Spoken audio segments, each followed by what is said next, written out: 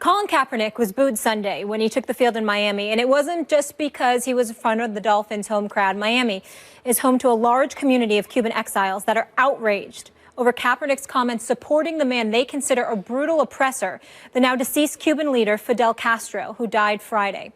During a conference call with Miami reporters on Wednesday, Kaepernick defended his choice to wear a T-shirt depicting a meeting between Malcolm X and Castro, praising the dictator for investing in Cuba's education system as opposed to the American investment in the prison system. He spoke to reporters after the 49ers loss and expounded on those remarks, which he said were taken out of context. Quote, "I agree with the investment in education. I also agree with the investment in free universal health care, as well as the involvement in helping end apartheid in South Africa. I would hope that everybody agrees those things are good things in trying to push that false narrative that I was a supporter of the oppressive things that he did is just not true." Max, your reaction? I supported Kaepernick largely in his protest. It is not okay to lionize Fidel Castro in any way. And it's not, Molly, that Cuban exiles consider him a brutal dictator.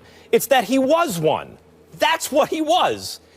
And this revisionist history using the relativism of world governments and how governments don't always behave properly, and even bad governments do some good things. It's absurd to focus or even mention that in his case. It's absurd. You cannot support Castro. Certainly not public. This is not Castro during the Cuban Revolution, who was seen by many, for good reason, as a champion of the people. We have more information since then. He became a communist dictator. And for people like Colin Kaepernick, little knowledge is dangerous. Either he's read a couple books on the subject and that's everything he knows about it, or he knows a lot about the subject and doesn't have the ability to properly process the information. I'm not saying America love it or leave it. I don't go with that crowd. I say America love it or change it. But the fact is, and we all know the history toward people of color in this country, the terrible history and the ongoing struggle. And yet, what we don't see are people risking their lives on rafts to get to Cuba. But we do see that going the other way. And I would quote Dan Le Batard's response on Twitter yesterday to Jill Stein, the presidential candidate, who sent out a tweet lionizing Castro. "Get all the way the hell out of here, lady." And I would say to Kaepernick, with the Castro support in any way, get all the way the hell out of here. If Kaepernick's point is that capitalism has its problems, I would tell him the old expression: capitalism is the worst system, except for every other system in the history of the world. Get all the way the hell out of here with support for a brutal communist dictator. Before I engage in condemnation about the flaming hypocrite that Colin Kaepernick is, let me cut him a break in this regard. From a black perspective, it matters to a lot of black people. He's not lying about that to a lot of black people. It matters that Fidel Castro met in Harlem with Malcolm X in 1960. It matters that Fidel Castro sent 25,000 troops to Angola to fight, to oppose the old apartheid government of South Africa. It matters to black people that when Nelson Mandela was released after 27 years of incarceration, unfairly, as we all know, that one of the first things that he did in 1991 was travel to Cuba to thank Fidel Castro and the Cuban people for their support. So if you are black and you see support from Malcolm X and you see support from Nelson Mandela, it resonates. It gives you cause to pause. Having said all of that, here's where we go awry. And I would defer to the great column in last Friday's paper in the Miami Herald by Armando Salguero, who writes for the Miami Herald, who is of Cuban descent, along with our friend Dan Le Batard, who I love dearly. Let's be clear. I am not Cuban. They are. And if anybody can speak to their suffering, no matter how eloquent you sound, no matter how eloquent I might try to sound, or you for that matter, Molly, nobody can speak to the suffering of the Cuban people better than them, their ancestry, the people that are connected to them. And I say, when you hear them talk about this dictatorship, this regime, you're talking about dungeons, you're talking about firing squads, you're talking about murder, you're talking about, what is this here? The Human Rights Watch. According to the Human Rights Watch, Cuban citizens have been systematically deprived of their fundamental rights to free expression, privacy, association, assembly, movement, and due process of law. You know, when you hear those kind of things, and you're Colin Kaepernick, and you're talking about the stuff that he's talking about, when your sorry, pathetic behind didn't even have the decency to register to vote, to activate yourself in this election. You know, it's a damn crime that you would even sit up there. I told you to shave that damn afro. Stop acting like you're a militant. You're ignorant. And that's the bottom line. I'm not questioning his intelligence. I'm saying ignorance on the part is he picks and chooses what he wants to disseminate. I'm not saying he doesn't know any better. I'm accusing him of knowing better and not caring. He only cares about what he cares about as opposed to what's real. And when you've got the Cuban folks throughout the United States of America and beyond speaking about how vile this man was and his regime was since 1959, even though he took over, the coup where he got the previous regime out of there and they were torturous, to ignore all of that because of things that you want to isolate and compartmentalize. It's a crime against those people because it reeks of insensitivity. It's incredibly alarming that Colin Kaepernick to choose to do such a thing. And I was happy that Armando Salguero got on him about it. I want to respond to one thing you said. Of course, no one can know what the Cuban people go through except for the Cuban people who went through it and their families. But my point of view is people of goodwill all around the world, if Cuban people are being brutally repressed, then we are all Cuban. If little girls are being kidnapped in Nigeria, then I'm Nigerian. Totally. If this country wants to make Muslims register, then I'm Muslim. Well, what I'm saying is I think people with social conscience have to adopt that position. You're right. They have to, and then I'll come to you, Molly. You're right. They have to adopt a position. All I was trying to say is that when those very people are in your presence and they can speak to their suffering, there's an elevated and heightened level of sensitivity that from a human perspective, I believe you're obligated to recognize. And the fact that his refusal to recognize that and, to spout and disseminate his message, to me, reeks of insensitivity, and it's a damn shame. Go ahead, Molly. I'm sorry. I also think one thing that he pointed out was Fidel Castro invested in their education system, and they have high literacy rates, which they do. But he also controlled what they were able to read, and they didn't have internet access. And he talked about our prison system, which, yes, it's flawed and it's broken, and how it separates families. Fidel Castro also separated families. I don't know what it's like to be Cuban American, but I know what it's like to have family under communism and to get up early in the morning and send medical supplies and try to send food and try to send money and have it intervened and them calling and crying on the phone. What this man did, Fidel Castro, is he oppressed his people for nearly 6 decades. That legacy is firing squads, it's poverty, it's denying human rights. And last I checked, Cuban Americans are people of color. So I understand when you're talking about African Americans and how there's some sympathy in what he did with apartheid, in which I understand. Some folks feel that way, not all of us. But these are also people of color. So when he's going to go out and speak on these subjects, he can't have the surface level knowledge.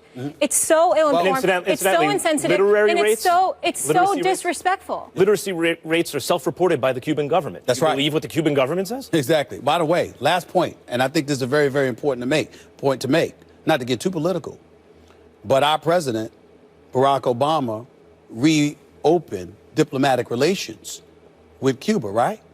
Well, what happened in this election? Because we know that Hillary Clinton was an extension of the Obama administration, the Obama era. Well, what happens? They won Florida. The Republicans won Florida, in large part because the Cubans came out and supported something different. In other words, what I'm trying to say is these folks did not want these diplomatic relations That's a larger conversation. This is a larger conversation for another but that's forum, the point probably. Yes. I want to leave us with one visual because I was watching this coverage closely on Saturday morning, and some former Cuban exiles were talking about how they would pour Kool-Aid packets into envelopes to send over just so their family could get calories. So just to put this in perspective of how dire it was in this country. Manning takes the snap, steps up, feels pressure, has Beckham on the cross. He's to the 25-20, high steps to the 15, to the 10, to the 5, touchdown Giants! 32 yards for Odell Beckham Jr. Odell Beckham Jr. has been nothing short of sensational this season, catching 2 more touchdowns yesterday against the Browns, putting his season total at 8. It was his 3rd game this season with multiple receiving TDs. And Max Kellerman, is Odell Beckham the best wide receiver in the National Football League? Yes, he is. And that has been the case. He has been the best wide receiver in the NFL since he first stepped on the field. It was just harder to prove back then. Every single day of his career since his first game, while he's on the field, not talking about his overall impact in the locker room, media distraction, everything else, he's actually been the best. And what tells you are your eyeballs. Antonio Brown is amazing. The strongest argument based on the numbers can probably be made for him. Julio Jones is amazing. These guys are amazing. And there were amazing receivers in Jerry Rice's era, but they were playing in the Jerry Rice era. Odell Beckham is so talented that he's compared, like early on in his career, people were comparing him to Michael Jordan because his talent transcends the position and the sport. And yeah, through his first 25 games, he was trouncing everyone who ever lived in every category who'd ever played the position, including Randy Moss and Jerry Rice and all those guys. But now through 38 games, first all-time in receptions, in receiving yards, 5th all-time in touchdowns, 2nd in receptions, all-time through 38 games. And he has drawn more attention defensively, maybe than any player in the NFL who plays a skills position. I mean, all the resources on the other side of the ball are devoted to stopping Odell Beckham. And maybe that's loosening up a little bit now that Shepard has shown that he's a real guy. And maybe that's why, Odell's doing a little better now. But in terms of the numbers. But if we're just on it, it's like I said this weekend after the Lomachenko fight, Stephen A. Smith. He doesn't have the resume yet, Lomachenko, to prove that he's the best pound-for-pound fighter in the world. I'm not going to win that argument based on resume. But you ask me my opinion, who I think is the best, I think it's him. Odell Beckham Jr., I believe, is the best, and I thought that since I saw him play his first game. I still think it. I think you're caught up in the sauce. I think that Odell Beckham Jr. is electrifying, no doubt. Nothing away from him. But he's about 3 pounds. He's about 3 inches shorter, about nearly 30 pounds lighter. And I think that you're limited in where you can put him on a football field. Now, his speed, his athleticism, his ability to catch the football and all of that stuff is obviously rarefied air. I think he's one of the top 3 receivers in all of football. And if you want to make an argument to me that he's just as, if not more, electrifying than Antonio Brown, okay, fine. Even though Antonio Brown is big time in my eyes as well, they do the same things on the football field, not just as wide receivers, but also in special teams, which I saw Odell Beckham Jr. performing in yesterday. But when I think about a wide receiver, I think about, money on the line, not to say that Odell Beckham Jr. is not there as well. But again, I'm thinking about the bigger target. I'm thinking about physicality. I'm thinking about the kind of things he could do. You could put him on one side or left or right side. You can put him in the slot. You can do a whole bunch of things with Julio Jones. Odell Beckham Jr. is so electrifying that the places that he's limited in which he can play, he can make things happen because of his speed and his athleticism and his catching ability. But I think that outside of that electrifying speed, I think everything else that he has, Julio Jones has, combined with size and being a bigger target. And that's why I give Julio Jones the edge. You guys have like this amazing ability to be really, really right and really, really wrong all at the same time. I think it makes you both geniuses, by the way. I came on here to say Odell Beckham Jr. was the best in the league. And then you talked me out of it with your argument for him, because you mentioned guys like Jerry Rice and Randy Moss and Michael Jordan. I got confused and mixed up all in there because he's none of those people. He isn't. But what Odell Beckham Jr. is what I've been standing on the table saying Antonio Brown has been for years. Because everybody will make that argument about Julio Jones. It's the size, right? And that's something you can't teach. That's something you can't coach. And Julio Jones has those things, plus all the other things that these guys have in a bigger package. But I used to say this about Antonio Brown, and now Odell Beckham Jr. has moved into that spot for me. I used to say if you take all of that away, sort of like your pound for pound argument, right? Because if Lomachenko fights somebody other than Walters who's big, he's going to lose because of the size.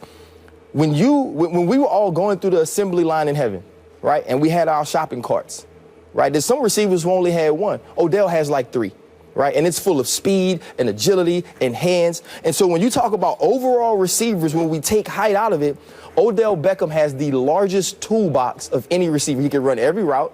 I don't agree with Stephen A. that you can't put him certain places because he can play slot. We've seen him run the ball from the backfield. He can be the #1 receiver outside. And the ability, if you saw it yesterday, the ability to catch a crosser with Joe Hayden, thought to be one of the league's better cornerbacks, chasing him and totally outrun his angle and the angle of 3 other people to score the touchdown. Little slant, take it to the house. That is rare. And he can do that. I think that's something that Antonio Brown used to be able to do. I feel like he's lost a step of that explosiveness, which makes Odell Beckham Jr. take that spot of power. I want to say one thing. I did not say he can't do it. I said that I would prefer Julio Jones over him. I got you. And I think that's the argument for Julio Jones. It's Odell, but blown up into a bigger package. I don't think it's quite Odell. I think Odell is actually more talented. But I want to say one thing about Odell. The worst thing that could happen for him in terms of his reputation around the league was the catch. Because what that catch did was it gave everyone an escape valve. Because no one wants to admit when a guy turns pro, that dude is already the best. Like when Roy Jones Jr. turned pro, after his first pro fight, I was like, over a short fight, I don't know anyone who could beat Roy right now in the middleweight division, right? That's Odell. I just want to say for the record that I was always a dude, as much as I loved Roy Jones Jr., who said, I need to see you get hit and how you respond. Yeah, sure. I just want to make sure. But the point, I want to make sure the point is that catch allowed people the out of saying, well, he's getting all these props because of that catch. No, that catch caused him to be underrated because everyone started to say that and look away from his overall ability. What that catch was an expression of his talent. It indicated it was something no one else can do but Odell Beckham Jr., and it's not just that, it's everything. Here's where I think you're wrong. When you talk about that catch, you act like from the day he walked into the NFL, he's what he is now. No, Odell Beckham Jr. is better now than he was last year. I agree with that. He's better now than he was the year before. Here's your other issue. Even though Odell has done what he's done and he's done those numbers are compared to people just starting their career, rookies. While he's doing that, Julio, Antonio, we getting 1,800. We getting 136 catches. So if you put the numbers side by side, right, if we do it Ivy League style like you like to do it, those numbers don't match up. They don't match up in the way the game is now. Do the Falcons and do the Steelers have good offensive lines or bad offensive lines? The Falcons have an okay offensive line. Nothing compared to the Giants. We're not talking about the Dallas Cowboys. But right, because they don't have receivers quite like that. They both get just as much attention as I don't Odell think Beckham. they do, number one. Number two, the Giants receivers for a lot of this year couldn't even get into their routes because the offensive line was so bad. That doesn't affect his numbers. Here's the thing. You don't think they do get the attention. I know they do get the attention. I will defer to you on that subject.